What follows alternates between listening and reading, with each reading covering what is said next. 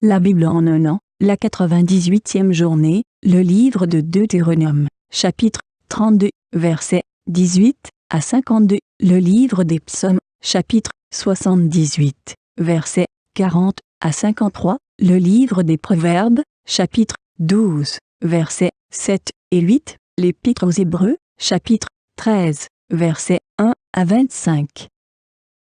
Le livre du Deutéronome, chapitre 32.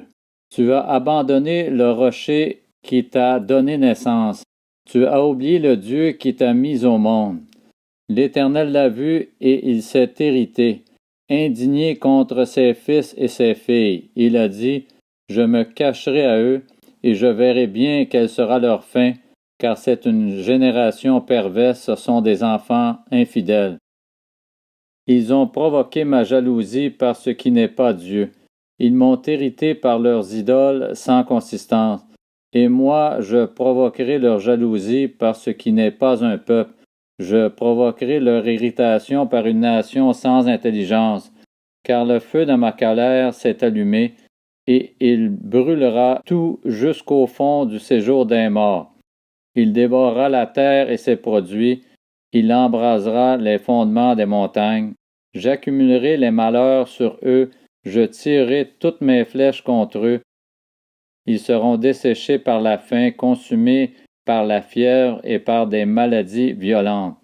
J'enverrai parmi eux la dent des bêtes féroces et le venin des serpents. Dehors, leurs enfants mourront par l'épée et dedans par la terreur. Le jeune homme connaîtra le même sort que la jeune fille, et le nourrisson le même sort que le vieillard. Je voudrais dire, je les emporterai d'un souffle, je ferai disparaître leur souvenir parmi les hommes. Mais je crains les insultes de l'ennemi, je crains que leurs adversaires n'interprètent mal et ne disent, c'est notre main qui est puissante, ce n'est pas l'Éternel qui accomplit tout cela. C'est une nation qui a perdu tout bon sens et il n'y a pas d'intelligence en eux. S'ils étaient sages, voici ce qu'ils comprendraient, et ils penseraient à ce qui leur arrivera. Comment un seul pourrait-il en poursuivre 1000, et deux en mettre 10 000 en fuite, si le rocher ne les avait pas vendus, si l'Éternel ne les avait pas livrés? En effet, le rocher n'est pas comme notre rocher. Nos ennemis en sont juges. Mais leur vigne vient des plants de Sodome et du terroir de Gomorrhe. Leurs raisins sont des raisins empoisonnés. Leurs grappes sont amères. Leur vin, c'est le venin des serpents. C'est le poison cruel des vipères. Cela n'est-il pas caché près de moi, scellé dans mes trésors? C'est à moi qu'appartient la vengeance, c'est moi qui leur donnerai ce qu'ils méritent quand leur pied trébuchera. En effet, le jour de leur malheur est proche, et ce qui les attend ne tardera pas. L'Éternel jugera son peuple, mais il aura pitié de ses serviteurs en voyant que leur force est épuisée et qu'il n'y a plus ni esclaves ni hommes libres. Il dira, où sont leurs dieux, le rocher qui leur servait de refuge? Ces dieux qui mangeaient la graisse de leurs sacrifices, qui buvaient le vin de leurs offrandes. Qu'ils se lèvent, qu'ils vous secourent, qu'ils vous couvrent de leur protection. Voyez donc que c'est moi qui suis Dieu, et qu'il n'y a pas d'autre Dieu que moi. C'est moi qui fais vivre et mourir, qui blesse et guérit, et personne ne peut délivrer de ma main. En effet, je lève ma main vers le ciel et je dis, je vis éternellement. Si j'aiguise mon épée fulgurante, et si ma main s'empare du jugement, je me vengerai de mes adversaires, et je punirai ceux qui me détestent. Mon épée dévorera leur chair, et j'enivrerai mes flèches de sang, du sang des blessés et des prisonniers, de la tête des chefs de l'ennemi. Nation, réjouissez-vous avec son peuple, car l'Éternel venge le sang de ses serviteurs. Il se venge de ses adversaires, et fait l'expiation pour son pays, pour son peuple. Moïse vint prononcer toutes les paroles de ce cantique en présence du peuple. Josué, fils de Nun, était avec lui. Lorsque Moïse eut fini de prononcer toutes ces paroles devant tous les Israélites, il leur dit, Prenez à cœur toutes les paroles que je vous supplie aujourd'hui de recommander à vos enfants, afin qu'ils respectent et mettent en pratique toutes les paroles de cette loi. En effet, ce n'est pas une parole sans importance pour vous, c'est votre vie, et c'est par elle que vous pourrez vivre longtemps dans le pays dont vous aurez la possession une fois le Jourdain passé.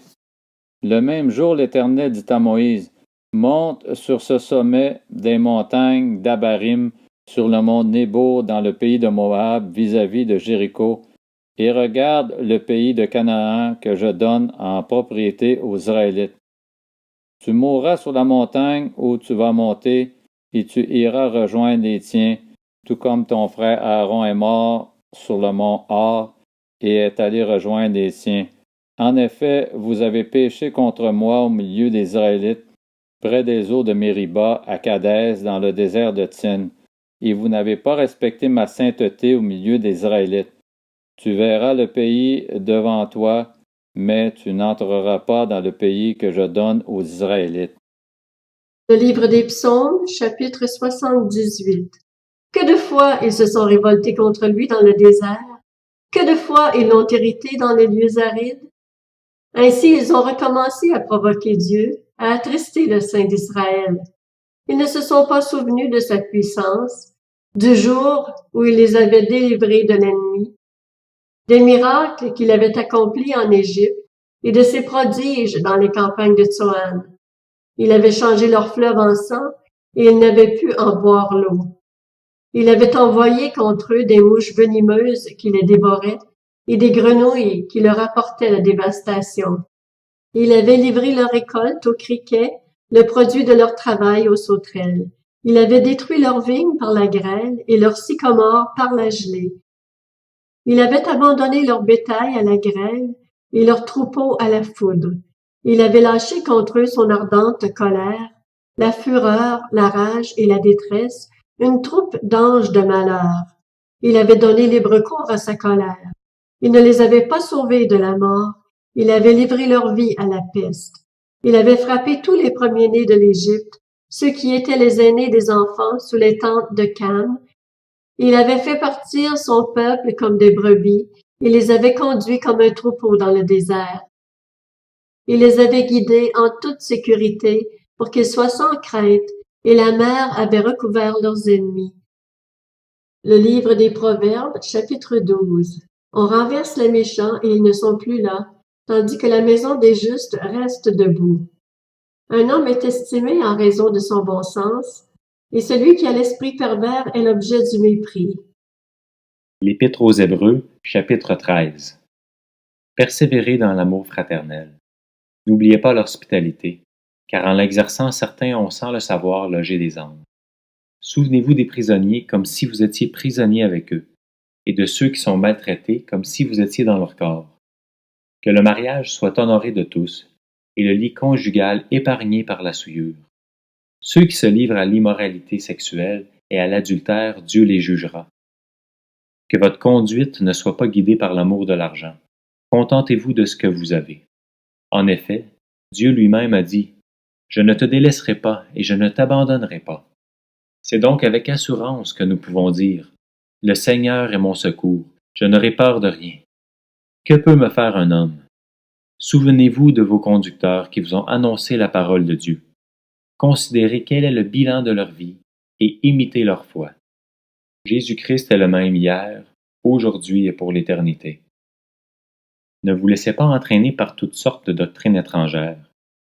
Il est bon en effet que le cœur soit affermi par la grâce, et non par des aliments qui n'ont été d'aucun profit à ceux qui s'en sont fait une règle. Nous avons un autel dont ceux qui accomplissent le service du tabernacle n'ont pas le droit de tirer leur nourriture. En ce qui concerne les animaux dont le sang est apporté par le grand prêtre dans le sanctuaire pour l'expiation du péché, leur corps est brûlé à l'extérieur du camp. Voilà pourquoi Jésus aussi, afin de procurer la sainteté au peuple au moyen de son propre sang, a souffert à l'extérieur de la ville. Sortons donc pour aller à lui à l'extérieur du camp, en supportant d'être humiliés comme lui. En effet, ici-bas, nous n'avons pas de cité permanente, mais nous recherchons celle qui est à venir. Par Christ, offrons donc sans cesse à Dieu un sacrifice de louange, c'est-à-dire le fruit de lèvres qui reconnaissent publiquement lui appartenir. Et n'oubliez pas de faire le bien et de vous entraider, car c'est à de tels sacrifices que Dieu prend plaisir. Obéissez à vos conducteurs et soumettez-vous à eux, car ils veillent sur votre âme en hommes qui devront rendre des comptes. Ils pourront ainsi le faire avec joie et non en soupirant, ce qui ne vous serait d'aucun avantage. Priez pour nous. Nous sommes en effet convaincus d'avoir une bonne conscience, puisque nous voulons bien nous conduire en toutes circonstances. Je vous invite plus particulièrement à prier pour que je vous sois rendu plus tôt. Le Dieu de la paix a ramené d'entre les morts notre Seigneur Jésus, devenu le grand berger des brebis, grâce au sang d'une alliance éternelle. Qu'il vous rende capable de toute bonne œuvre pour l'accomplissement de sa volonté. Qu'il fasse en vous ce qui lui est agréable par Jésus-Christ, à qui soit la gloire au siècle des siècles. Amen. Je vous invite, frères et sœurs, à faire bon accueil à ces paroles d'encouragement, car je vous ai écrit brièvement. Sachez que notre frère Timothée a été relâché. S'il vient assez tôt, j'irai vous voir avec lui. Saluez tous vos conducteurs, ainsi que tous les saints. Ceux d'Italie vous saluent. Que la grâce soit avec vous tous.